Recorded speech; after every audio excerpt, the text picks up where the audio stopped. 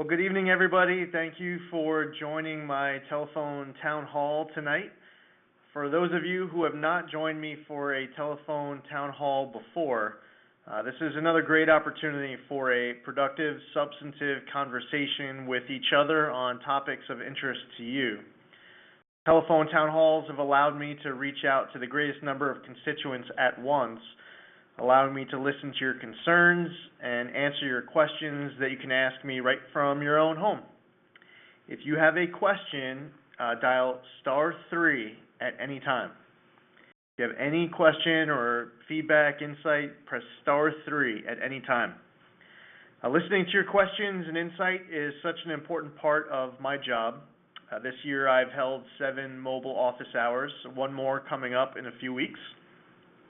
I've done numerous Facebook Live events and several lunches, coffees, hundreds of meetings, town halls, and more throughout our district. If you would like to be invited to any of my future lunches with Lee, coffee with your congressman, or pizza and policy events, please contact my office at 631-289-1097. Again, if you're just joining us and have a question to ask me directly, press *3 at any time. Tonight we'll be discussing the issues that matter most to you, my work in Congress, and how it affects you. Since coming to Congress, I've been working to advance my agenda to issue in a new era of American strength, which means protecting America's security at home and abroad, helping grow our economy and creating more good-paying jobs, supporting our veterans and first responders, improving the quality of education, improving our nation's infrastructure and healthcare system, and safeguarding our environment. Above all else, I firmly believe that keeping Americans safe, secure, and free must always be our top priority. We need to pursue a stronger, more effective, and consistent foreign policy that strengthens our relationships with our friends and treats our adversaries as our adversaries. Tonight, we will discuss the federal issues which matter most to you and my work in Congress. As I know it is on top of everyone's minds, our conversation will be primarily featuring a conversation about the GOP tax reform plan that will be voted on tomorrow. For everyone just joining the call, if you have a question to ask during tonight's telephone town hall, press *3. To give you some information about our upcoming mobile office hours, on Monday, December 18th, we'll be at the Riverhead Volunteer Fire Department from 11 a.m. to 2 p.m. The Riverhead Volunteer Fire Department is located at 540 Roanoke Avenue in Riverhead, and walk-ins are welcome. No appointment is necessary. Before we get into our conversation for tonight, I wanted to give you some contact information in case it can come in handy for you. My Washington, D.C. office is located at 1517 Longworth House Office Building in Washington, D.C.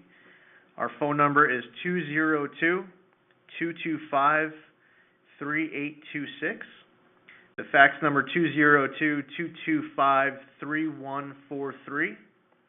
Our main district office is located in Patchogue, 31 Oak Street, Suite 20 in Patchogue. The phone number is 631-289-1097. The fax is 631-289-1268. Our East End office is located in Riverhead. The address is 30 West Main Street, Suite 201 in Riverhead. And the phone number there is 631-209-4235. You can visit my website at zeldin.house.gov. You can contact my office directly through email, visiting zeldin.house.gov/contact/email. That's zeldin.house.gov/contact/email. Again, if you're just joining, press *3 if you have any question or feedback. To like my Facebook page, you can visit facebook.com/Rep Lee Zeldin, REPLEEZELDIN. I'm on Twitter at Rep. Lee Zeldin, and I'm also on Instagram at Rep. Lee Zeldin. So again, anyone have any questions or comments as we're about to get started? You just dial *3 if you have any questions or feedback. And we're bringing on the first caller, Wesley. Hello, is this Wesley? Yes, it is. Hi, how are you this evening? I am great, Mr. Zeldin. How are you? I'm doing very well. Thanks for participating tonight. Not a problem. I'm a proud fan of the work you do. But what I was curious about was the $24,000 deduction that I would get from the IRS versus deducting my property taxes. How badly will that affect Long Island? Well, there we go. We're going right into the tax conversation. So we have just about half of our district itemizing. The large itemized deduction for our area is the state and local tax deduction.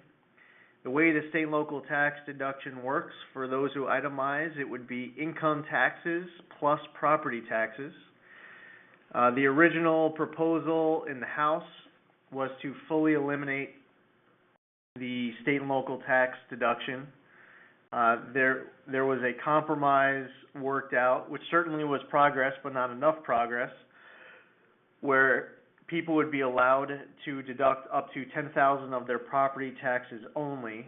But if you're itemizing, it's not just your property taxes; it's that plus income tax. The Senate bill, as it currently exists, is a full elimination of the state and local tax deduction. So we've run all of the numbers for all of the different tax brackets, and we find that there are some people who would be paying less in taxes. We find others who would be paying more in taxes, and quite frankly, there's too many people who would be paying more in taxes. I'm a no to the bill in its current form. I've been involved in countless meetings, texts, emails, phone conversations, there's all day, every day, conversations with colleagues in the House, members of the administration. On the House side, I literally just before I came here had a long conversation with the Speaker on the House floor during the last vote series. But Chairman Kevin Brady, who's the chair of the House Ways and Means Committee, the Majority Leader is Kevin McCarthy, the Majority Whip is Steve Scalise. A lot of meetings with my New York colleagues and them. Sometimes it's one-on-one. Sometimes there may be many of us from different states. With the administration, I've met with the Vice President one-on-one on this issue, with Gary Cohn, as well as a conference call that I set up with Gary Cohn, Secretary Mnuchin, and all 9 New York Republicans. So that's just a sampling of many of the conversations that are going on. I would love to be able to vote yes on a bill that gets as close to perfect as possible. This bill is not there yet. So I'm going to keep advocating strongly. I understand that if I'm not fighting for my home district and my home state, that I can expect these colleagues from other states to do that for me. Fortunately, there are other members who are in similar situations in places like New York, New Jersey, California. What I would say is, and we'll see tomorrow where the vote is. It seems from leadership they are increasingly confident they have enough votes to pass this bill. However, the Senate has a different bill, which means that if the Senate passes their bill, there still needs to be a conference set up, and the bill would have to come back to the House for another vote. So this is a process. Tomorrow is just one step of that process, and I'm going to continue to work for additional improvements to the bill because I don't want to see so many people actually having to pay more. There are good things in this bill, but unfortunately too many constituents would be paying more in taxes than before. So yeah, I thank you, Wesley, for your question, and we're bringing the next caller, John, on the line. Remember, if anyone has any calls, any question, feel free to press *3 or any insight. John? How you doing, Mr. Zeldin? I just wonder if you could give a little information about the bill that you had co-sponsored for the severely disabled veterans. Oh, yeah, thank you for asking about that. So the Adult Day Health Care bill passed the Senate last week, and it passed the House this past May. There are only 3 locations in the entire country that provide adult day health care. One of those locations is at the State Veterans Home, the Long Island State Veterans Home in Stony Brook. Okay. And there are well over 100 state veterans homes all across the country. This legislation would provide at no cost to the veteran for severely disabled veterans, 70% or more service-connected disabled. They would be able to obtain adult day health care at no cost. This would also help veterans on Long Island, even though this is a service that's currently being provided at Stony Brook. There are veterans who can't afford the daily cost. So I'm really excited about getting this bill past the Senate last week, working with colleagues on both sides of the aisle, strong bipartisan support for this bill, and looking forward to getting it to the president's desk. So, thank you for asking about the Adult Day Health Care bill, John. And the next caller is Marianne. Good evening. Hello. Hi, Marianne. How are you? Doing well. How are you? Good. I have 2 questions. One, I listened that you are presently a no vote, but I have serious concerns about any tax relief bill that primarily transfers wealth from the middle class, eliminating deductions, especially deductions that folks in high tax areas rely on, to the wealthy, and the elimination of the estate tax, which really only affects approximately at this point 450 families in the whole country. You have to have $11 million or more to even be subject to it. So realistically, I think that if the choice is to eliminate medical deductions and state and local taxes, I'd rather see the estate tax stay in place and the revenue come from that. Go ahead. And secondly, I would very much like to urge you to do what you can with the House Judiciary Committee to see to it that the nominees for the federal bench are rated as qualified. It is appalling that of the 8 nominees that have been nominated by the president, 4 have been rated as unqualified. This is simply an appalling situation. These are lifetime appointments, and they need to be qualified. And I'd like to have your comments on both. So, on the first point, on the estate tax, I've raised this in my conversations with colleagues. I don't believe that we should be taxing death. However, this proposal that completely eliminates the estate tax, one of my big issues with that is for any middle income person to have to pay more in taxes while at the same time you're fully eliminating the estate tax. For a middle income person who might live in a zip code having to pay a little bit more in taxes while at the same time someone who's a heck of a lot more wealthy nearby getting a full repeal, that's something that I have an issue with. I want to be able to ensure that those middle income taxpayers are going to be seeing tax relief. We have there is a situation that I'm very well aware of and highly sympathetic to with our farms, where you have multi-generational land-rich, cash-poor families. I agree. And you need to expand the 2032A requirements so that people in New York and Connecticut and New Jersey, where the land is worth so much, they're forced to sell the farm to pay the estate tax.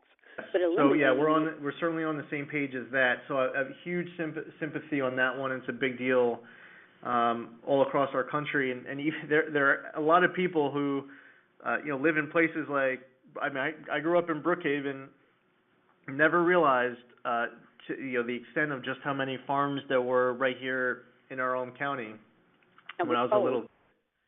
And with regard, so the Senate version has the medical expense deduction added back in. I agree with that. I'm going to strongly support the bill coming out of conference to add back in the medical expense deduction. I think that would be a good thing. And I also believe that anyone who has a responsibility, and I dealt with this when I was in the New York State Senate, serving on the Judiciary Committee, approving judges in New York. We all get an opportunity to weigh in when we get to vote for judges in these elections that we just had a local election voting for judges.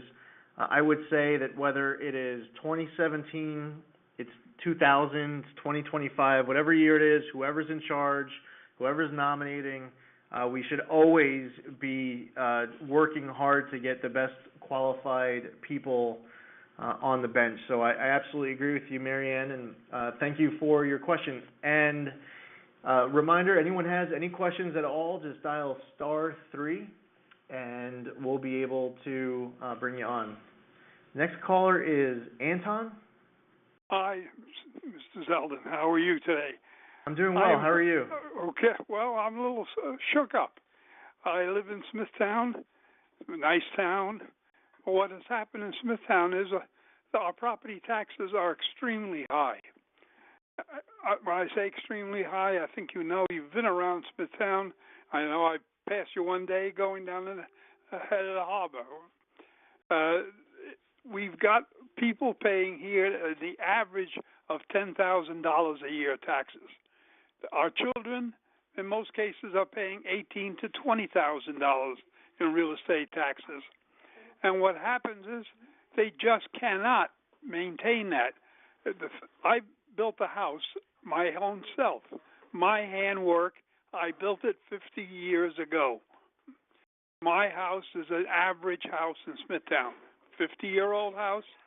It's 57 years old. My wife corrects me. Okay. But what has happened is I can go to North Carolina, I can go to Tennessee, I can go to Kentucky and pay $2,000 and $3,000 a year in taxes on a house. I would be much better off to get out of New York. I love Smithtown. I have worked in Smithtown all my life. I want to die in Smithtown. Okay. And that's not far away, by the way. I would have to leave here. I really would. I couldn't afford to continue paying that kind of a tax and paying a large income tax. Pay the other states. So it's something to support the other states. I can't afford it. I can't afford to support my own state, much less all the other states. So I wish you would take a look at that. And I know you're saying you're going to vote against it, and I appreciate that very much. The other thing I wanted you to do, and I think you're thinking about it also, is, medical care for everyone in America is kind of a needed thing, and we all agree to that, almost all of us. Yet we never really sit down. It may take 5 years, it may take 2 years, but we should both all sit down in Congress and the Senate and come up with a plan that we can afford, that won't kill us, as other countries have done, and yet each of their citizens have health insurance and are covered and can live and not be totally wiped out if they get sick one day. And I'd appreciate that, and I think everybody would appreciate you're working on that. So yeah. I encourage you to work on both of those things so that we can all stay and live in America, or rather than go somewhere else. Yeah, so those are both really important points. First off, one of the things earlier we were talking about the state and local tax deduction. One of the reasons why, or the main reason why our state and local tax deduction is as high as it is because our state and local taxes are as high as they are. And that is why I've been saying that all levels of government need to be working on tax relief. When it comes to property taxes, that's not Congress. It's not even as much Albany. It's our tax bills, when we look at them, we see that there are multiple taxing jurisdictions. Somewhere around 70% of it are school taxes. We vote on those budgets. Our property taxes. So back in 2011, there was a property tax cap that was enacted, which slowed down the rate of growth of property taxes. It didn't reduce property taxes. And we've gotten to the point where we have some of the highest property taxes in the entire country. We rank somewhere around the 7th highest as it relates to income tax rates. I believe it's 8th highest in the country as it relates to sales tax rates. So we're being taxed in many different ways. And when it all adds up, people reach their breaking points. That doesn't include so many other aspects of a high cost of living. And people need tax relief, and that is why I would absolutely love to be able to vote for a great tax bill. This bill is just not there yet, and it actually, for too many constituents, will result in them having to pay more than if the bill didn't pass. And when I all through the years, when I've been saying that I want to fight for tax relief, this just isn't what I had in mind. This isn't what I said that this isn't the proposal that I would draft up. I want to see people's taxes go down, not up. But it really does require all levels of government to be working on tax relief in order to get there. As far as healthcare goes, everyone needs to have. It's just one of the basic essentials in life when you get sick, to have the ability to take care of yourself, your families, your family members, and we need to not just improve coverage, but we also have to reduce costs of healthcare as well. And there are many contributing factors there. We've had quite a robust debate this year on insurance coverage. And that should continue, and that should continue 5 years from now, 10 years from now, 20 years from now. We'll see where it goes. I just don't know what the Senate has 51 votes to pass at all on health care in any direction, so that's pretty important. And at the same exact time, whether it's tort reform to reduce the cost of medical malpractice rates, making it easier for employers to pool their policies, to have additional flexibility to state governors for Medicaid coverage. There's just many other examples too beyond what's been debated over the course of this year and the one bill that they were trying to pass through the Senate. But I appreciate you for bringing up both points. And to get to our first poll question of the night.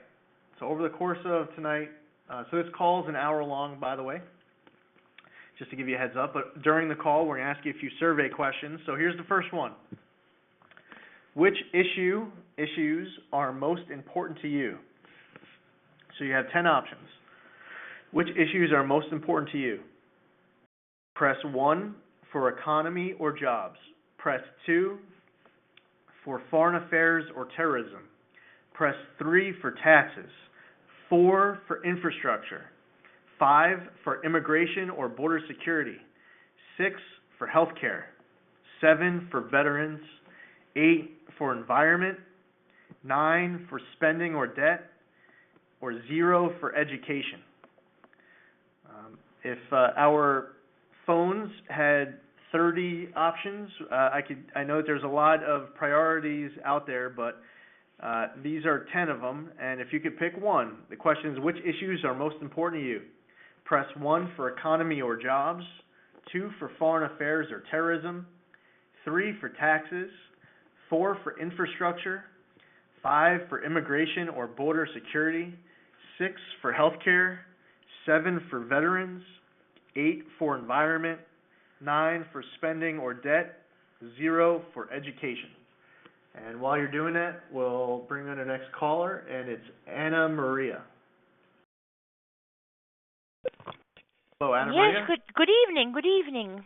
Hi. I had written to you, and conferred with your office concerning the Army Corps of Engineers, that lady in Massachusetts who wants to dump tons and tons of mercury, dioxin, pesticides, you name it. A lot of people, we've been eating fish from this Long Island Sound since we were kids, and I know that Governor Cuomo wrote to her and Mr. Engelbreit and Ken Laval, and we're just concerned. And when I wrote, I gave some suggestions. There's so many badlands out west. We could bury it deep, or send it out of space, or do something, but not, at the edge of our plates.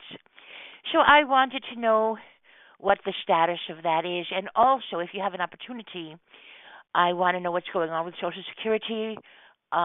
Is our funds being taken from that coffer, and will there be a raise, and will there be any left, and whatever you have to say about the status of old people and Social Security. But we want to leave the environment clean for the future. Well, thank you, Anna Maria. And with regards to the first part of that, as it relates to the dredge spoils that are dumped into the Long Island Sound, I support a phase-out of that. Right now, there's a 30-year phase-out process. I believe that should be sped up to more like a 5 to 10-year phase-out of the open water dumping of Connecticut's dredge spoils. A lot of these spoils can be recycled, reused when you're building up a sand dune. Many different other projects the Army Corps is working on. These dredge spoils can be recycled and reused, put to better purpose than just open water dumping. They can be tested beforehand to make sure that they're safe. There was a modification that was done that was good on the eastern Long Island Sound, where the sites were changed. There's one site that's now closer to Connecticut. It's all, we look at the Long Island Sound, whether it's right next to Connecticut or right next to Long Island, it's, we value the water just as important, regardless of where it is. But there is that one site that exists, but you have primarily these two sites in western Long Island Sound. But I would support a quicker change to the plan where instead of phasing it out over 30 years, you're phasing out over 5 to 10. As far as Social Security goes, I believe very strongly that we absolutely must honor the promise, the commitment to ensure that the Social Security that our seniors rely upon is there for them. They paid into it. You paid into it. We need to be able to continue the program and sustain it, not just for those who are currently seniors, but those who are closer to retirement. I wish I could tell you that there's all sorts of extra money laying around where, next year you could be surprised by a big raise. It's been too long since the last time you've really seen. It should be annually that there's increases to Social Security, but over the course of decades, and really the way the whole system was set up originally, created this issue where people are paying into it, and there's not enough money now to pay everyone who is seniors and have enough for everyone who's not yet seniors. You're desperately relying on, as the baby boomers are going to go through their retirement years. It's going to be a real challenge funding it. So we have to make sure that it's sustained, that funds aren't raided, that the money is there. I would support a raise. We just have to make sure that long term that we're not raiding the fund for someone who's 50 today to give an extra raise, unless you have a plan to make sure that the money is there for people who are 50. So at the very least, we have to honor the promise and make sure everyone gets their Social Security payments. I support finding a ways to be able to have cost of living increases along the way. And that's, and I'm 37 years old. If we were going to make changes that would impact, people who are my daughter's age at 11 or my age at 37, where, let's say we have to wait a couple more years until we collect or some other modification is made to the way that we're paying in or taking money out, we would have decades to prepare. So I'm certainly very willing to have that conversation and make some tough decisions that would result in additional sacrifice by the younger generation to help take care of our seniors. So we're going to get to the next survey question, the next caller. But thanks again, Anna Maria, for your call tonight. Again, anyone has any questions, dial *3. We'll be able to bring you on. But just to give you a heads up, I see that there are a lot of people in queue with questions to ask. And just know at the end of this call, you'll have an opportunity to leave a message with your question, and we'll be able to get back to you. The next question is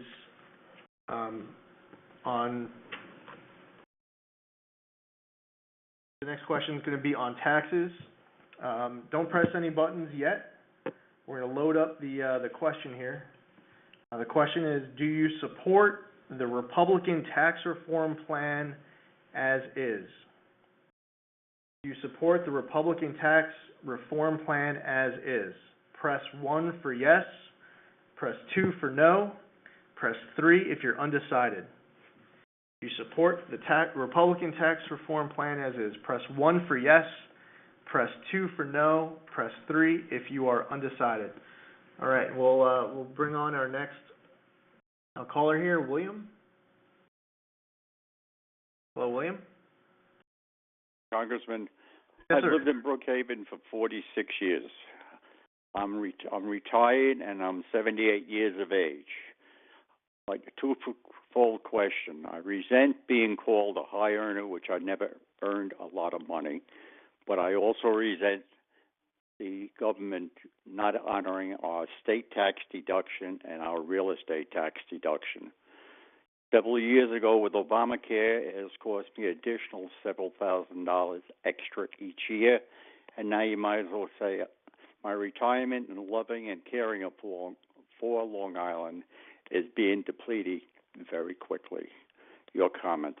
Please vote against unless they include the taxes and our real estate tax deductions as well as the medical deductions, because the insurances don't pay enough anymore with the high deductibles. All right. Anyone wants to participate in our prior question? Do you support the Republican tax reform plan, which is what we're talking about here? Do you support the Republican tax reform plan as is? Press 1 for yes, press 2 for no, and press 3 if you're undecided. This is scheduled for a vote tomorrow. I'm a no to this bill. I'm not aware of there being any changes coming between now and tomorrow that would change my vote, so I'm planning on voting no tomorrow. This is a process where the Senate's going to be passing a bill. Then after the House and the Senate pass a bill, when it's different and then goes to conference, that's the legislative process working its will. At conference, you come out of it with one bill that then gets voted on in the House and the Senate, and then if passed by both chambers, it'll go to the President for his signature. The Senate version has the medical expense deduction in it. The House version doesn't.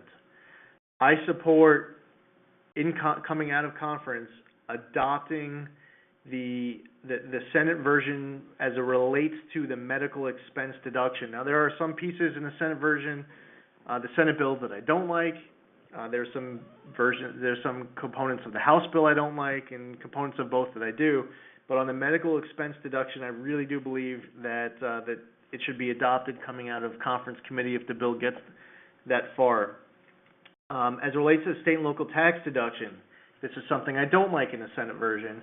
They propose to fully eliminate the state and local tax deduction. Something that is better in the House version is that the House version allows which originally the proposal was to fully eliminate SALT. There was a compromise worked out. It was enough to get some members to vote yes. I'm still a no. It's not enough progress, and that's to allow you to deduct up to $10,000 for property taxes only, and it would be eliminating your ability to deduct income taxes. I support keeping the state and local tax deduction in its entirety, and I've let leadership and others know I'm more than willing to hear them out if they have any creative idea of something else to do. But they know where I'm at, and I'm a no vote tomorrow, and I'm going to fight for an improvement along the way, knowing that this is a process, and maybe I'll vote yes for the final bill if we can get this right. If we get this bill fixed, then we can have it better take care of a district like ours, Long Island, our state. So I appreciate you calling in with your question, William. And we're going to get to our third poll question of the night, which is with regards to the state and local tax deduction. Which of the following options do you prefer? With regards to the state and local tax deduction, which of the following options do you prefer? Okay, so you have four options. Press 1 to preserve the state and local tax deduction entirely. Press 2 to eliminate the state and local tax deduction entirely. Press 3 for the current proposal to eliminate the state and local tax deduction for income taxes, which caps the property tax deduction at $10,000. So press 3 if you support the current proposal in the House. Press 4 if you would prefer a different option that's not mentioned. So we're asking about the state and local tax deduction and which options you prefer. You could press 1 if you want to preserve the state and local tax deduction entirely. Press 2 if you want to eliminate the state and local tax deduction entirely. Press 3 if you support the current proposal, which is to eliminate SALT for income taxes and cap at $10,000 for property taxes. And press 4 if you would prefer a different option that wasn't mentioned. And meanwhile, we'll be able to keep moving along through our callers here. And Phil? That's me. How are you tonight, Mr. Zeldin? Very well. All right. You're going to have to forgive me because I'm a little annoyed with the tax structure that we had here. I've been annoyed for the past few years. It seems like New York or Long Island basically seems to be supporting the rest of the state. And a while back, I wanted to have a movement for Long Island to secede from the state, if that was possible. But that fell through. But it seems like we're being penalized right now by eliminating our state tax deduction, our property tax deduction. Meanwhile, the rest of the country, they're reaping the same benefit with that $24,000 tax deduction. They're getting basically the same thing, and they don't have the property tax deduction, the property taxes that we have. Most of the other states, they have anywhere from $1,000 to $3,000 maximum, where in this area here in Long Island, we have anywhere from $7,500 to maybe $30,000 that we have to pay in in property taxes. And that doesn't seem fair because the rest of the country is basically reaping on our blood, where they're going to gain the same thing that we're gaining, and yet we have to suffer through it. So a couple of things are going to happen. I know we can't secede from the state, but maybe the state should try and secede from the union. And if that doesn't happen, which I know it isn't going to happen, what you're going to see is we're going to have a mass exodus from Long Island. That means the people here, especially people in my category that are retired or semi-retired, you take that away from them, they're not going to be able to afford to stay over here on the island. So they're going to go to places like Florida, South Carolina, Tennessee, Kentucky, and places like that. And eventually you're going to find that by that happening, people leaving Long Island is going to drop the value of the property. By dropping the value of the property, that's going to that's going to lower the tax structure for the people for the government to absorb taxes. So their only facet is raise the taxes to make up the difference. So it's going to wind up being a catch-22. So by that happening, more people are going to be leaving Long Island, and eventually Long Island is going to be a ghost town, and you might be out of a job. Because I'll tell you that. This is a very issue not just for Long Island, but upstate. Oh, I know. Yeah, well, believe me, I lived upstate, so people upstate New York, up in the Adirondacks or in Plattsburgh, they don't pay the taxes we do. Westchester County and Rockland County, maybe yes.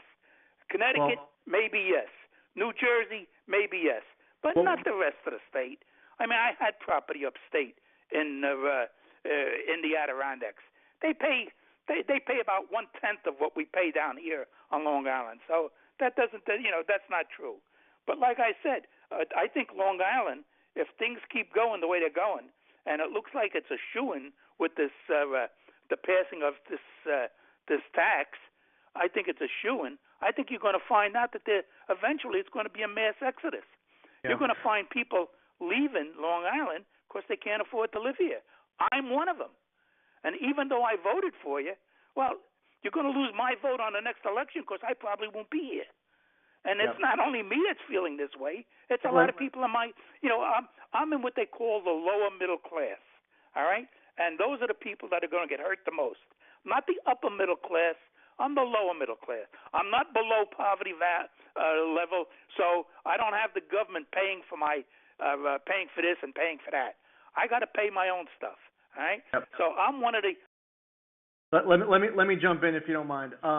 So my point when I said that our state is going to be impacted is that when you have people leaving our state, it's wherever you're leaving from. If you're leaving from Long Island, you're leaving from Manhattan, you're leaving from Westchester.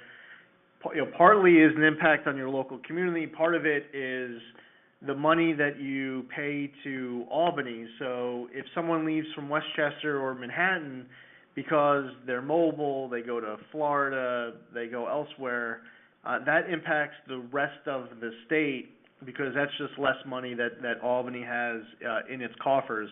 And it's another reason why I'm saying all levels of government need to be working on tax relief. It's not just the revenue side of the ledger, it's also the expense side of the ledger as well. And everything from where we have 123 school districts on Long Island. We have over 700 school districts in the state. Every school district has a director of math, science, social studies, superintendents, deputy superintendents. Every school district has its own administration. But then you have issues at the state level with crazy inefficiencies as it relates to Medicaid. I won't even get started with a tangent on that one, but there is literally billions of dollars of money that gets spent every year more on Medicaid, more than necessary when you go after not just going after the doctor who charges for 11 cavities instead of one, but for the individual who has figured out how to game the Medicaid system where they can make literally tens of millions of dollars. I mean, that's actually happening right now, and they get away with. And we pay for that, all of us. We have just about the same population as Florida and New York, yet we spend well over $1 billion a week on Medicaid. So these are examples, really, every level of government, revenue side, expense side, figuring out how to fix things so that you're able to stay here. And cost of living and the way we deliver energy, and LIPA bills, and there's so much that goes into it. I'm working in Congress and improving this tax reform bill. I don't like the way it is as of now because I would have too many constituents. Well, I would have some constituents who would be paying less. I have others who would be paying more, and that's not good enough for me. So it doesn't have my vote. Thank you for your question and comments. So our next poll question is, do you approve of the job that I am doing in Congress? Do you approve of the job I am doing in Congress? Press 1 for yes, press 2 for no, Press 3 if you're undecided. Do you approve of the job I am doing in Congress? Press 1 for yes, 2 for no, 3 if you're undecided. And meanwhile, we'll bring on our next caller, Sean. Hello, Congressman. Hi, Sean. My two questions. One is in reference to the opium epidemic, prescription drugs, and the heroin epidemic in our schools. Number two, do you prefer or have solutions in reference to or agree to having a universal educational standard for the host country instead of statewide, and a universal tax where the school taxes are based upon income tax, not property taxes? Okay. And remind me, what's the first part of the question, Sean? The first question is in reference to the opium epidemic in schools and on the prescription opiates. All right, so just a general question on that. So, this is a massive issue. We are ground zero as you look at New York State on the the heroin and opioid abuse epidemic. This is a national issue. I'm talking to colleagues from so many other states all across the country where this is issue number one in their district. In New York State, Suffolk County has been targeted too much. It crosses age, socioeconomic status, race, religion. It's in school districts all over. My daughters are only 11 years old. I personally have been to way too many wakes for young men and women who have lost their lives due to heroin and opioid abuse. Being to one wake is too many. I have been to a lot of them. And it's terribly tragic no parent should ever have to bury a son or a daughter. What is so inspiring is the amount of inspiration, that the amount of motivation, the way that whether it's someone who's recovering, someone who's lost a son or daughter or a brother or a sister, the way that they try to turn something that was a negative experience into something very positive, and helping others, because education, prevention is huge. Our border enforcement, when we talk about issues related to our border, so often we talk about people. A big issue is the illegal narcotics that come across our border. I've met with DEA, FBI, U.S. Attorney, DOJ, and they need some additional tools for the international aspect of the way these illegal narcotics are coming into our country. With these other countries, when we talk to them, we'll ask them to stop sending their drugs to our country. Their response will be, you need to get your people to stop buying them. And we're both right. We all need to do more, so there's that international aspect. More access to Narcan, but when you save someone, we reverse a heroin overdose with Narcan. If you don't get that person immediate help, then they might just return to using immediately. There are people who have Narcan saves, first responders, multiple Narcan saves on the same person in one day.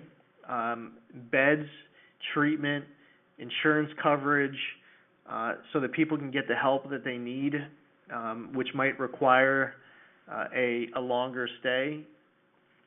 Sometimes the homes that people are going to are, you think you'd be going to a house to get help, but inside of that house where you want to be able to focus on recovery, you're surrounded by some horrible elements that we lose men and women who really want to improve their situation, but unfortunately end up in a home where they go back to using because of their setting is not as positive and productive as it should be. So these are all elements. I co-sponsored the iStop legislation when I was a state senator. It became law to curb doctor shopping so that pharmacies are aware of where else people are getting prescriptions from, so that doctors are not. I mean, there was one picture I saw of someone whose mother had a stroke. He cleaned out her medicine cabinet. There was so many different types of drugs inside of that medicine cabinet. And, so that's something important too, because sometimes what the medication that one doctor can prescribe you might conflict with another. Sometimes it's expired. I've sponsored these Shed the Meds events in the past where you can get rid of your unwanted, expired, unused medication. So that's important as well, because sometimes it's a family member getting into a medicine cabinet. So there's just a lot of issues there. As far as the education question, I don't believe that there should be one national education system. I believe that we also need to improve the communication, because right now you have standards that are set pretty much nationally, tests created by the state, curriculum set by local school districts. Everyone's not really talking to each other that well. I have not been a fan at all of the implementation of Common Core. I actually sponsored a bill when I was a state senator to stop the implementation of Common Core. And I just don't believe that a one-size-fits-all federal model for education is the way to go. But I appreciate your questions. And so the next poll question of the night is: do you believe our country is on the right track or wrong track? Do you believe our country is on the right track or wrong track? Press 1 for right track. Press 2 for wrong track.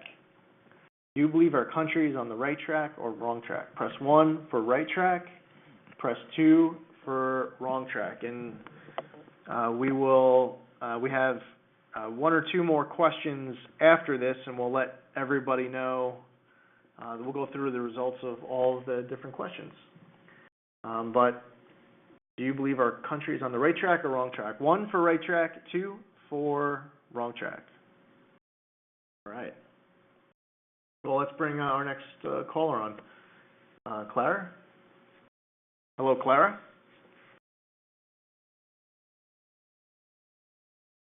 Hello?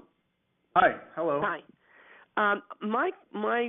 It's not really a question, it's more of a statement. I live in your district here in Mastic, and there are numerous houses that are boarded up. And we have an epidemic, too, with homeless veterans. Why can't there be a program where the veteran participates and refurbishes a house and is able to live there? I mean, and then when I go to Northport, they have all of these buildings, 3 stories high, brick buildings that are just deteriorating, where a lot of our homeless veterans can end up going there. Let them participate in doing some of the work. Like even if they're good at plastering, plaster the walls, paint the walls, something. Because it's a shame. We shouldn't have to worry about these people when we have all these facilities. And speaking of facilities, the state got rid of all, Pilgrim State and closed up Kings Park. Now we have no place to put these people that are in drug rehab, and the drug rehab is only like a 3-week participation. That's not enough time to get somebody off drugs. There are a lot of issues that could be changed if greed wasn't the big factor. Well, on the homelessness issue, we are in Suffolk County one of, I think it's about 50 counties, give or take a few. I think there are about 50 counties in the country that have an effective homeless veteran rate of 0. And the way that that's calculated is that on a given night, I think it was a January, that they do this all around the country. I believe it was a January night, if I'm not mistaken. Suffolk County is now one of somewhere around 50 counties in the country with an effective veteran homeless rate of 0. That doesn't mean that someone today who's a veteran becomes homeless and they don't know where to go. But in Suffolk County, we have so many different places available that, I mean, if you know of any veterans who are homeless, I would contact the Suffolk County Veteran Service Agency because there really are a lot of available housing options to get veterans into. Maybe they're not aware of it, but there really is a lot that we're doing right for veterans in Suffolk, especially when I see what's going on in other counties and other parts of the country. I'm someone who believes if you're a veteran, if you raise your hand, you're willing to lay down your life for our freedoms and liberties, that you should have a roof over your head. There should be shoes on your feet, there should be food on your table, but there should be a roof over your head. There are programs that are refurbishing houses and then donating to veterans. I know Habitat for Humanity is actively involved in this right now. There have been others who have done it. Other organizations have done it in the past. So I know that there are homes being built right now for veterans. I'm aware of one being built right now for Chris Levy from Holbrook, who is a triple amputee. I know Chris. I'm excited to see that home is being built for him, which is a very great thing. But we have other people who are veterans who aren't, other people who are homeless who aren't veterans. And we need to, and that's us taking care of our neighbor. It's sad whenever you see people who have to live in the woods, live on the ground. It's terribly sad. It's maddening. You want people to have, all of the tools they need to rise up out of poverty. Some people they're not even looking for help. You try to help them, and it's you give them $1 and they're not going to put it to a good cause. You have others who, if you give them $1, they want to share it with 50 other homeless people. It's there's definitely a lot of different kinds of people out there who are homeless, but the ultimate goal of having zero is certainly the one that we all should be agreeing upon and working towards. But I appreciate your question, and we're going to get to our next survey question, which is, do you approve of the job that President Trump is doing? Do you approve of the job that President Trump is doing? Press 1 for yes, press 2 for no, press 3 for undecided. Do you approve of the job that President Trump is doing? Press 1 for yes, 2 for no, 3 for undecided. And after this question, we'll go through all of the questions, and we'll let you know what the results are for each of them. Do you approve of the job that President Trump is doing? Press 1 for yes, 2 for no, 3 if you are undecided. And we'll bring in Peter. Hello, Peter. Hi, Congressman Zeldin. Thank you very much for taking my call. First off, according to your literature and your ads, you're a veteran of the 101st Airborne Division, and we'd love to thank you for your service. Thank you. Actually, 82nd Airborne. Oh, my God, the All-American Division. I made a big mistake. No Screaming Eagles. It's okay. I'll tell you, the battles that go on, and it's love between people who might be Army, Navy, Marines, Air Force, Coast Guard, different branches. The 82nd and the 101st, which as an 82nd guy, we would call them the 101st worst. We all love each other, though. I'll tell you, when I was over in Iraq, I was into crit at Camp Spiker, and the 82nd and the 101st were at the same exact place. We're eating at the same dining facility, and even deployed in a combat setting. What I always thought was fun love between the 82nd and the 101st. I remember a sergeant from the 101st checking IDs going in the dining facility. A private from our battalion did not show his ID as he walked by, and the sergeant from the 101st pulls his, he puts his rifle up to his face, yelling after this private.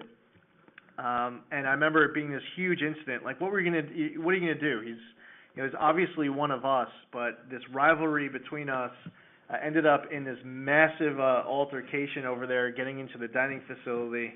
But a lot of respect though for the 101st Band of Brothers, that series that was out there.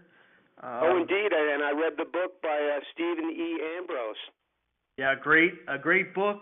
I read it as well. Great book and a great series. But anyway, I digress. I'll cover it this way, Lee. God bless the airborne. Yeah, there you go. And we might have left out some of our friends from the 173rd, but that's okay. Okay. Well, God bless them as well. You know what? And one of the reasons I wanted to call is I appreciate the fact that you're against eliminating the deduction for state and local taxes. You did mention the conference process. Are you a member of the conference committee? And if you are not, what members in New York from the Senate and the House are members of the conference committee? That is my first question about conference committee regarding the tax bill.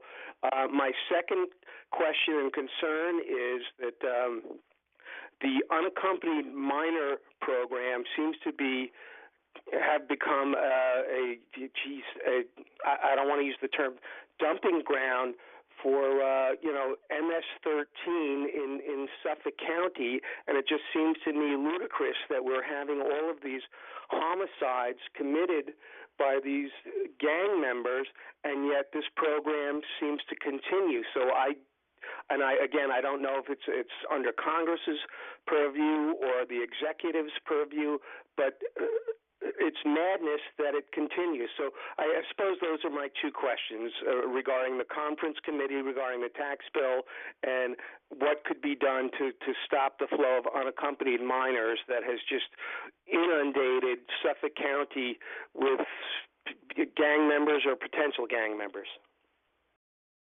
Well, so both are great questions, points. The conferees have not been appointed yet for a conference committee on the tax bill.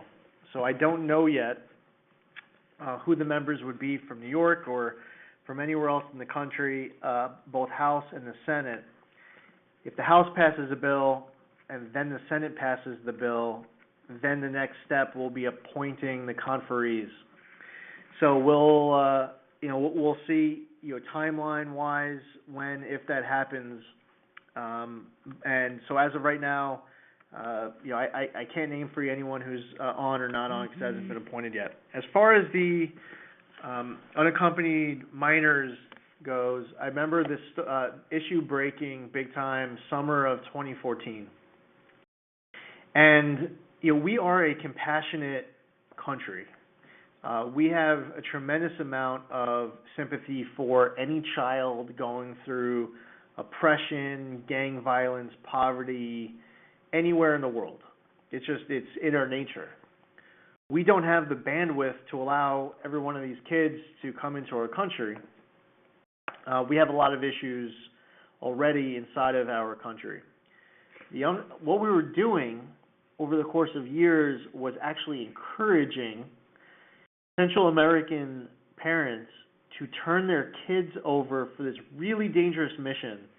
They turn the kids over to these people called coyotes. And I've heard these stories firsthand. Before getting to the southern border of our country, many of them would be held at gunpoint. If they wanted to complete their mission and get into the United States, they would have to smuggle things, especially illegal narcotics, into the United States if they wanted to finish the trip. They get to the U.S., part of the process, they get appearance tickets where they're supposed to show up in court. Many of them don't show back up. They get sent to very transient communities where the gang violence might be most prevalent, where there's less assimilation than other places. They're not with their parents, so you're breaking up a family unit by encouraging someone to send their kids on these missions. So that is a really important aspect just of life, of growing up, that doesn't exist. And not just the gang violence, but the drugs.